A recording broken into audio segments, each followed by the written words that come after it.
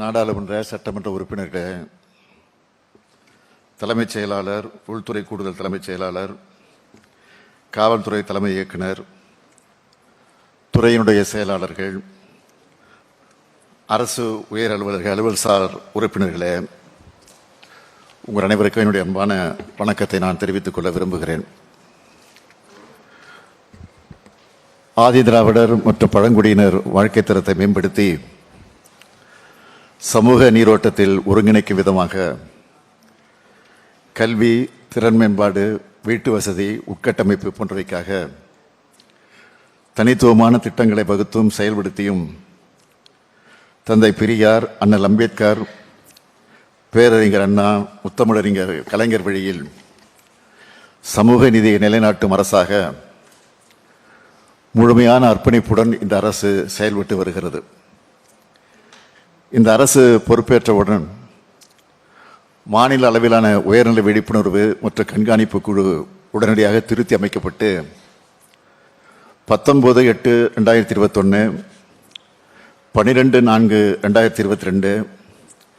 11/4/2023 ஆகிய நாட்களில் 3 கூட்டங்கள் நடத்தப்பட்டதை தொடர்ந்து தற்போது ஆதிதிராவிடர் மற்றும் பழங்குடியினர் வகுப்பை சார்ந்த 7 புதிய நாடாளுமன்ற மக்களவை உறுப்பினர்களை கொண்டு இக்குழு திருத்தி அமைக்கப்பட்டு இன்று நடைபெறும் மாநில அளவிலான உயர்நிலை விழிப்புணர்வு மற்றும் கண்காணிப்பு குழு கூட்டத்திற்கு தலைமையேற்பதில் நான் மிகுந்த பெருமிதம் அடைகிறேன். இந்த நேரத்தில் மாற்றத்தை நோக்கி நாம் எடுத்துள்ள சில முன்னெடுப்புகளை உங்களிடம் பகிர விரும்புகிறேன். நாம் இன்று மதிப்போடும் சுயமரியாதையோடும் உரிமைகளோடும் இருக்கிறோம் என்றால் அதற்கு தந்தை பெரியாரும் புரட்சியாளர் அம்பேத்கரும் தான் காரணம். அவர்களது பிறந்த நாளை முறையே சமூக நீதி நாளாகவும் சமத்துவ நாளாகவும் நாம் கொண்டாடி வருகிறோம். வன்கொடுமைக்கு எதிரான விழிப்புணர்வை ஏற்படுத்திட ஜனவரி 24 முதல் 30 வரை மனிதநேய வார விழா, சமத்துவத்தை நிலைநாட்டும் விதமாக ஜனவரி 26, ஆகஸ்ட் 15 மற்றும் அக்டோபர் 2 மற்றும் வேறு முக்கிய உள்ளூர் விடுமுறை நாட்களிலும் சமபந்தி விருந்து, சமத்துவம் காண்போம் என்ற தலைப்பில் காவல்துறை மற்றும் வருவாய்த்துறை அலுவலர்களுக்கு விழிப்புணர்வை ஏற்படுத்த 40 லட்சம் ரூபாய் செலவில் 983 நபர்களுக்கு பயிற்சி, சாதி பாகுபாடற்ற சமூக நல்லிணக்கம் மற்றும் சமூக ஒற்றுமையை கடைபிடிக்கும் கிராமங்களை ஊக்குவிக்கும் வகையில் 10 கிராமங்களுக்கு ஒவ்வொரு ஆண்டும் 10 லட்சம் ரூபாய் வீதம், கடந்த 4 ஆண்டுகளில் 259 கிராமங்களுக்கு 25,90 லட்சம் ரூபாய் நிதி.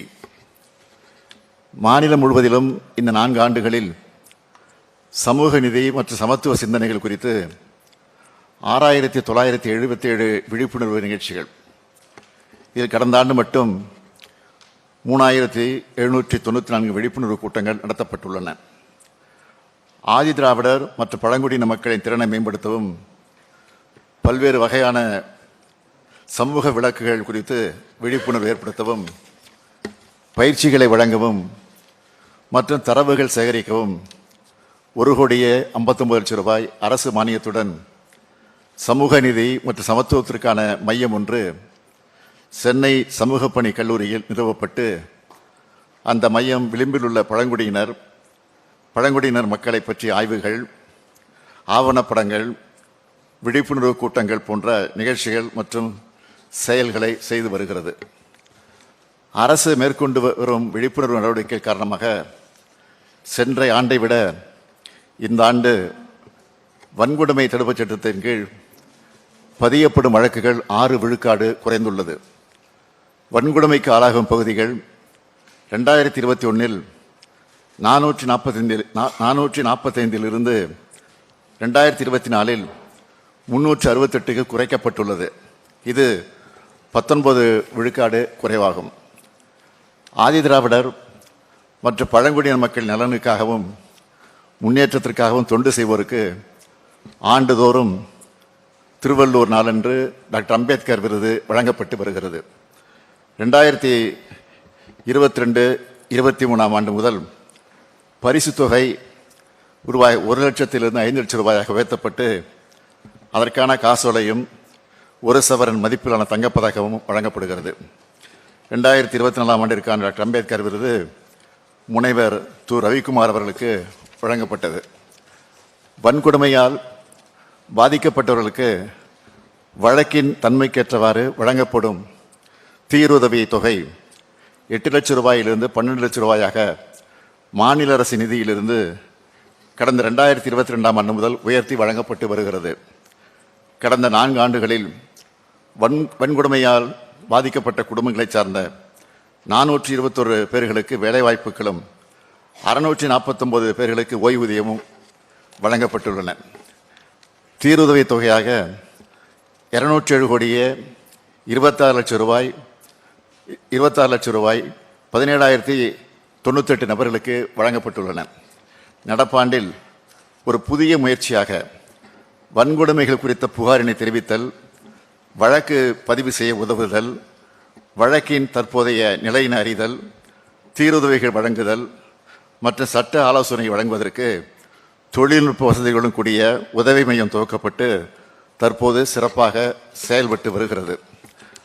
ஆதிதிராவிடர் மற்றும் பழங்குடியினர் மாநில ஆணையம் அவர்களது சட்டபூர்வமான உரிமைகளை பாதுகாக்கவும் அவர்களுடைய முக்கியமான பிரச்சனைகளுக்கு தீர்வு காணவும் தன்னாட்சி அதிகாரத்துடன் சென்னை உயர்நீதிமன்ற முன்னாள் நீதிபதியின் தலைமையில் செயல்படுகிறது.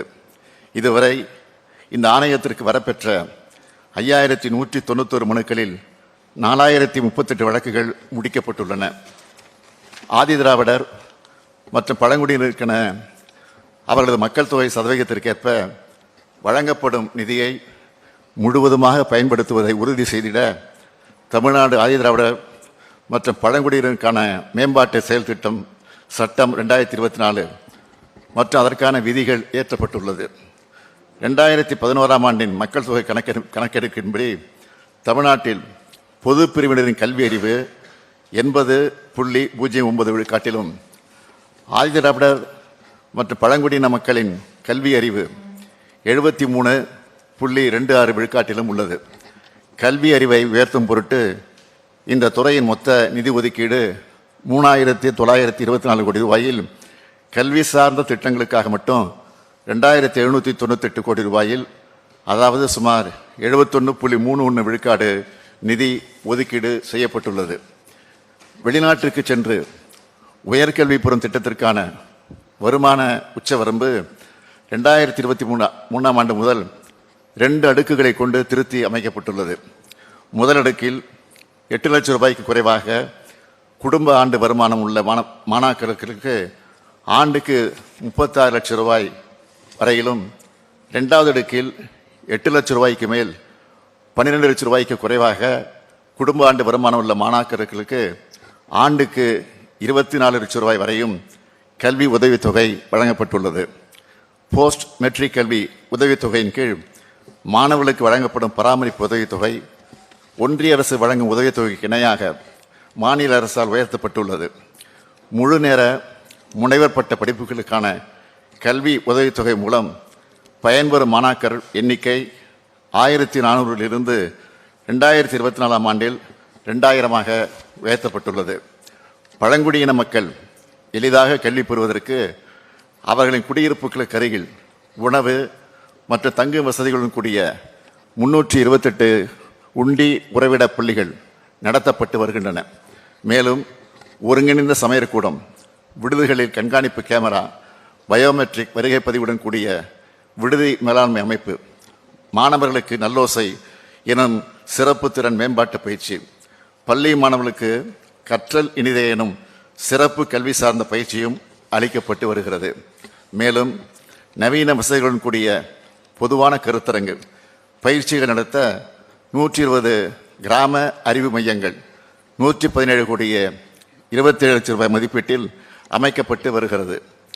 ஆதிதிராவிடர் மற்றும் பழங்குடியினரின் பொருளாதார மேம்பாடு, தொழில் முனைவோர் கடனுதவிகள், நிலம் மேம்பாடு மற்றும் இளைஞர்களுக்கான திறன் மேம்பாட்டு பயிற்சி வழங்குதல் போன்ற திட்டங்களை உள்ளடக்கி முதலமைச்சரின் ஆதிதிராவிடர் மற்றும் பழங்குடியினர் சமூக பொருளாதார மேம்பாட்டிற்கான தொழில் முனைவு திட்டம் உருவாக்கப்பட்டுள்ளது. இந்த திட்டத்தின் கீழ் தனிநபர் திட்ட மதிப்பீட்டில் 35 விழுக்காடு அல்லது அதிகபட்சமாக 3,50,000 ரூபாய். இதில் எது குறைவானதோ அந்த தொகை முன்விடுப்பு மானியமாக வழங்கப்படுகிறது. மேலும் வங்கியில் கடன் தவணை தொகையினை தவறாமல் திருப்பி செலுத்தக்கூடிய பயனாளிகளுக்கு 6 விழுக்காடு வட்டி மானியம் வழங்கப்படுகிறது. கடந்த 2 ஆண்டுகளில் இந்த திட்டத்தின் கீழ் 468 பயனாளிகளுக்கு 89,71,00,000 ரூபாய் மானியம் வழங்கப்பட்டுள்ளது. வேளாண் தொழிலாளர்களாக உள்ள ஆதிதிராவிட மகளிரை நில உடைமையாளர்களாக மாற்ற சமூக நிலை மற்றும் வாழ்வாதாரத்தினை மேம்படுத்தும் நோக்கில் நன்னிலம் என்னும் ஆதிதிராவிட மகளிருக்கான நிலம் வாங்கக்கூடிய திட்டம் உருவாக்கப்பட்டுள்ளது. கடந்த 2 ஆண்டுகளில் 625 பயனாளிகளுக்கு 30 கோடி ரூபாய் மானியம் வழங்கப்பட்டு மகளிரை நில உடைமையாளராக இந்த அரசு மாற்றியுள்ளது. பெண்களின் வாழ்வாதாரத்தை மேம்படுத்தவும் வளர்ச்சிக்கான அடிப்படை வருமான ஈட்டு நடவடிக்கைகளை மேற்கொள்ளவும் தாட்கோ மூலம் வழங்கப்படும் மானியத்தை 2023ஆம் ஆண்டு முதல் 2,50,000 ரூபாயிலிருந்து 6 லட்சம் ரூபாயாக உயர்த்தப்பட்டு நடப்பாண்டில் 140 பயனாளிகளுக்கு 8,25 லட்சம் ரூபாய் மானியம் வழங்கப்பட்டுள்ளது. ஆதிதிராவிடர் குடியிருப்பில் அடிப்படை வசதிகளை மேம்படுத்தும் வகையில் அயோத்திதாச பண்டிதர் குடியிருப்புகள் மேம்பாட்டு திட்டம் செயல்பட்டு வருகிறது. 2023-24 நிதியாண்டில் 200 கோடி ரூபாய் மதிப்பீட்டில் ஊரக மற்றும் நகராட்சி பகுதிகளில் 1690 உட்கட்டமைப்பு மேம்பாட்டு பணிகள் செய்து முடிக்கப்பட்டன. 2024-2025 நிதியாண்டில் 230 கோடி ரூபாய் மதிப்பீட்டில் 1966 பணிகள் எடுக்கப்பட்டு முடிக்கும் தருவாயில் உள்ளது. இந்த ஆண்டு இந்த திட்டத்திற்காக 280 கோடி ரூபாய் நிதி ஒதுக்கீடு செய்யப்பட்டுள்ளது. பழங்குடியின மக்களின் வாழ்க்கை தரத்தை உயர்த்தும் நோக்கில் பழங்குடியினர் குடியிருப்புகளில் வீடுகள், சாலைகள், குடிநீர் வசதிகள், தெருவிளக்குகள் மற்றும் அடிப்படை வசதிகளுக்கும் அவருடைய வாழ்வாதாரத்தை மேம்படுத்தும் விதமாக வாழ்வாதார திட்டங்களுக்காக ஆண்டிற்கு 250 கோடி ரூபாய் வீதம் 4 ஆண்டுகளில் 1000 கோடி ரூபாய் மதிப்பீட்டில் தொல்குடி என்ற திட்டம் 2024-2025 முதல் செயல்படுத்தப்பட்டு வருகிறது. தூய்மை பணியாளர் நல வாரியம், ஜெய்பீம் தொழிலாளர்கள் மற்றும் சிறு வணிகர்கள் நல சங்கம், நரிக்குறவர் மற்றும் இருளர் பழங்குடியினருக்கான சிறு வணிக கடன், என் கல்லூரி கனவு, உயர்கல்வி வழிகாட்டுதல் நிகழ்ச்சி, களமாடு முதலிய பல்வேறு புதுமையான திட்டங்கள் செயல்படுத்தப்பட்டு ஆதிதிராவிட பழங்குடியின மக்களின் வாழ்வாதாரம் மேம்படுத்தப்பட்டு அவர்களுக்கான சரிசமமான உரிமைகள் உறுதி செய்யப்படுகின்றன. கலைகள், பண்பாடு, இலக்கியம், இசை, நடனம் ஆகிய கலை வடிவங்களை பாதுகாக்கவும் காட்சிப்படுத்தவும் தமிழகத்தில் முதல் முறையாக ஆதி கலைக்கோயில் எனும் ஆதிதிராவிட மற்றும் பழங்குடியினர் கலை மற்றும் இலக்கிய சங்கமம் டிசம்பர் 2, 2024 அன்று சென்னையில் நடைபெற்றது. இதில் ஆதிதிராவிடர் மற்றும் பழங்குடியின மக்களின் வாழ்க்கை முறையை பிரதிபலிக்கும் வகையில் 300 புகைப்படங்கள், 100க்கும் மேற்பட்ட ஓவியங்கள் மற்றும் சிற்பங்கள் காட்சிப்படுத்தப்பட்டன. 1000க்கும் மேற்பட்ட நூல்கள், 800க்கும் மேற்பட்ட இசைக்கருவிகள், பண்பாட்டினை பிரதிபலிக்கும் ஆடைகள் காட்சிப்படுத்தப்பட்டன. ஒடுக்கப்பட்ட சமுதாயத்தின் முன்னேற்றத்திற்காக அண்ணல் அம்பேத்கர் தொழில் முன்னோடிகள் திட்டத்தில் கடனுதவி வழங்கப்பட்டு வருகிறது. இந்த திட்டத்தின் கீழ் 2066 தொழில் முனைவோர்களுக்கு அரசு மானியமாக 243 கோடி ரூபாய் வழங்கப்பட்டது. இதில் 400 மகளிர் தொழில் முனைவோர் 41,87 லட்சம் ரூபாய் மானியமாக பெற்றுள்ளார்கள். இந்த திட்டத்தின் மூலமாக தூய்மை பணியாளர்களை தொழில் முனைவர்களாக மாற்றவும் அவரது வாழ்வாதாரத்தை உயர்த்தவும் சென்னை பெருநகர குடிநீர் வழங்கல் மற்றும் கழிவுநீர் அகற்றுதல் வாரியத்தின் சார்பில் உன்னத திட்டம் உருவாக்கப்பட்டது. 10 பீட் எனும் ஆதிதிராவிடர் மற்றும் பழங்குடியினருக்கான தொழில் முனைவோர் சிறப்பு கண்காட்சி மற்றும் கருத்தரங்கம் இந்த ஆண்டு ஜனவரி மாதத்தில் சென்னையில் நடத்தப்பட்டது. இதில் 375 அரங்குகள் அமைக்கப்பட்டு அதில் 8000க்கும் மேற்பட்ட உற்பத்தி பொருட்கள் காட்சிப்படுத்தப்பட்டன. 30,000க்கும் மேற்பட்ட நபர்கள் கலந்து கொண்ட இந்த நிகழ்ச்சி ஆதிதிராவிடர் மற்றும் பழங்குடியின இனத்தைச் சார்ந்த தொழில் முனைவோருக்கு பல்வேறு தொழில் மற்றும் வணிக வாய்ப்புகளை ஏற்படுத்தி தந்தது. ஆதிதிராவிடர் மற்றும் பழங்குடியின மக்கள் எதிர்நோக்கக்கூடிய பல்வேறு பிரச்சனைகளுக்கு தீர்வு காணவும் அவர்களது வாழ்க்கை மேம்பாட்டிற்கான இத்திட்டங்களை தொடர்ந்து மேற்கொள்ளும் உறுதியுடன் இந்த அரசு உள்ளது என்பதை தெரிவித்துக் கொள்கிறேன். கடந்த மாநில அளவிலான உயர்நிலை விழிப்புணர்வு மற்றும் கண்காணிப்பு குழு கூட்டத்தில் விவாதிக்கப்பட்ட பொருண்மைகள் குறித்து எடுக்கப்பட்ட நடவடிக்கைகள் விவரங்கள் இணைப்பில் வைக்கப்பட்டுள்ளது என்பதை தெரிவித்துக் கொண்டு, நான் நீ என்று சொன்னால் உதடுகள் ஒட்டாது, நாம் என்று சொன்னால்தான் உதடுகள் கூட ஒட்டும் என்ற முத்தமிழறிஞர் கலைஞருடைய கலைஞரின் சொல்லிருக்கிணங்க சமத்துவம் காண்போம், மனிதத்தை முதன்மையென கொண்ட நற்றமிழ் சமூகமாக நடைபெறுவோம் என்று கூறி என் உரையை நிறைவு செய்கிறேன். நன்றி, வணக்கம்.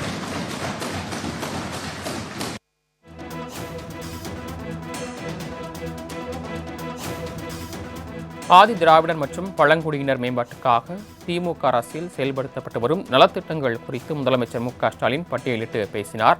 அப்போது வன்கொடுமைக்கு எதிரான விழிப்புணர்வை ஏற்படுத்திட ஜனவரி 24 முதல் 30ஆம் தேதி வரை மனிதநேய வார விழா கடைபிடிக்கப்படும் என்று தெரிவித்திருக்கிறார். அதே நேரத்தில் சமூக நீதி, சமத்துவ சிந்தனை குறித்து 4 ஆண்டுகளில் 6907 விழிப்புணர்வு நிகழ்ச்சிகள் நடத்தப்பட்டிருப்பதாகவும் குறிப்பிட்டு பேசியிருக்கிறார் முதலமைச்சர்.